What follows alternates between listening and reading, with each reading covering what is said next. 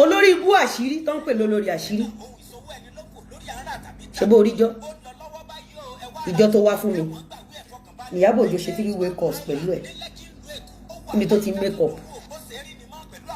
Ìyábọ̀ Òjó ò ṣe 3-way course pẹ̀lú olórí àṣírí tẹ́lẹ̀ o nígbà tí olórí burúkú àṣírí tó wá fún mi Ìyábọ̀ Òjó ṣe kí ni ó ṣe lọ ṣe 3-way course pẹ̀lú ẹ̀.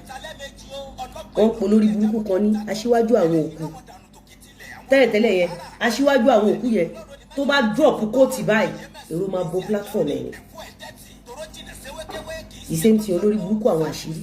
ẹ̀yin èèyàn mi Lizzy Anjorin ó bú arábìnrin tí a mọ̀ sí OJUABE ó kọlù wọn out ó kọlù olórí àṣírí ó kọlù náà out ẹ̀yin tèmi wàhálà ńlá kọ́ ló ń ṣẹlẹ̀ báyìí ó tún kọlù arábìnrin kan náà síta náà nínú fọ́nrán yìí a ò mú orúkọ rẹ̀ ṣùgbọ́n àti ẹ̀mọ̀kan tí ó tún ṣe agbègbè wọn báyìí ẹ̀yin tèmi ẹ jẹ́ ká gbọ́ látẹnu Lizzy Anjorin o.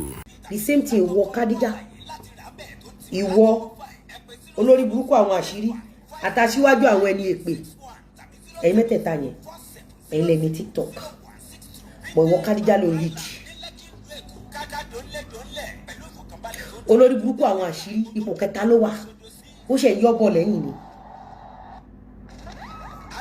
aṣíwájú àwọn ẹni òfò ìyẹn ló wà ní second ìyẹn ni kóòtù ẹ máa ń lọ jù lórí TikTok tí ẹ bá drop kóòtù bọ́ǹbù ni everybody fẹ́ gbóhùn ẹ̀ ìgbà yẹn máa ń lo filter fún ọmọ pé yín ẹ̀ dàbí eyín rẹ̀ po ọ̀yà filter ni tó bá ti ṣe kí ni ẹ̀yin gidi gan èèwọ̀ mi ẹjẹ́ máa wọ̀ mí aṣọ́run mi òun ló lead nínú àwọn ní kóòtù olórí burúkú àwọn àṣírí yẹn ló ń lead lórí kóòtù àwọn onígbéyàwó àbí single mother ìwọ OJUABE ìwọ olórí gbogbo wọn káfàtà ìwọ ló ń lead.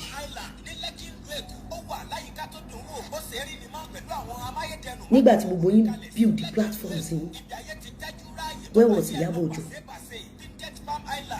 where was Ìyábọ̀ Òjó nígbà tí Ìyábọ̀ Òjó ń jẹ́ jean London Gistlover ṣé Ìyábọ̀ Òjó pé gbogbo yín rí ṣó dá sọ̀rọ̀ yín rí ṣó wá fún yín rí but the moment very dark man sọ pé Ìyábọ̀ ló ní Gistlover oṣù yẹn ni Ìyábọ̀ Òjó wá bá gbogbo yín ó wá gbé left leg ẹ wá ó wá ra kátó ẹsẹ̀ òsì méjì kátó and I was warning all of you I was warning all of you I was telling you mi ò dárúkọ yín pàápàá Kádíjà mo ní gbogbo ẹ̀yin TikTokers tẹ́tí ní platform máa gbèjà anybody máa lo platform ẹ̀ you thought Ìyábọ̀ Òjó came for me Ìyábọ̀ Òjó kò fi èmi ṣe instrument tó fi ba ayé yín jẹ́ ni but Ìyábọ̀ Òjó mọ̀ pé àdàbí tí mo Ìyábọ̀ Òjó ti grant interview méjì ìkan ní last month nígbà tó ń ṣe show nígbà tó ń gbé fíìmù ẹ̀ kiri Ìyábọ̀ Òjó ní pé òun believe nínú voodoo Ìyábọ̀ Òjó ní òun believe nínú voodoo nígbà tó di last week àbí few days ago Ìyábọ̀ Òjó ní òun believe nínú generational curses ó ṣe jẹ́ time tí Ìyábọ̀ Òjó lè lo Gistlover mọ́ lẹ́wà di ẹrú Kádíjà orí ọ̀fẹ́ tó rí fi kó péjì ẹjọ́ gbà ẹ̀ ó lè rí mọ́ gbogbo àwọn tó ń gbádùn Gistlover ńgbà yẹn ńgbà tèmi àti very dark man tá a ti bá tiẹ̀ jẹ́ àwọn pípù yẹn ti wá sọ́dọ̀ yín wọn ò dẹ̀ wá lásán wọ́n kówó wá wọ́n kọ́rọ̀ wá wọ́n kọ́ ọmọ wá wọ́n káyé wá if you need any help they give it to you. You have best gifters.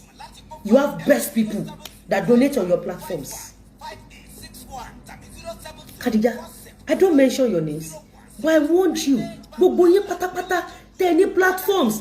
Kádíjà, níbi tí platform ẹ lágbára dé, o lè push for House of Rep. Pẹ̀lú méjì dádì ẹ̀.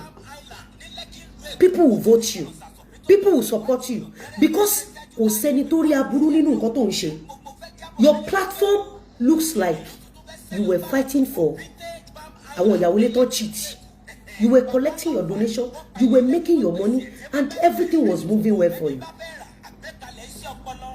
And I came immediately. I realized that Ìyábọ̀ Òjó is not functioning under Gistlover. Gbogbo àwọn ọmọ kan náà tó ní Instagram, Ìyábọ̀ Òjó bẹ̀rẹ̀ sí ní lò wọ́n. gbogbo wọn ó wá sí Facebook. ESABOD was doing her show. ESABOD was never like this. So ESABOD was a pure comedian. She started with comedy. Ngba tó yá kíní ẹ dùn mọ́ ESABOD was attacking the politicians. It was when Iyabo Ojo came, ESABOD now become a nuisance.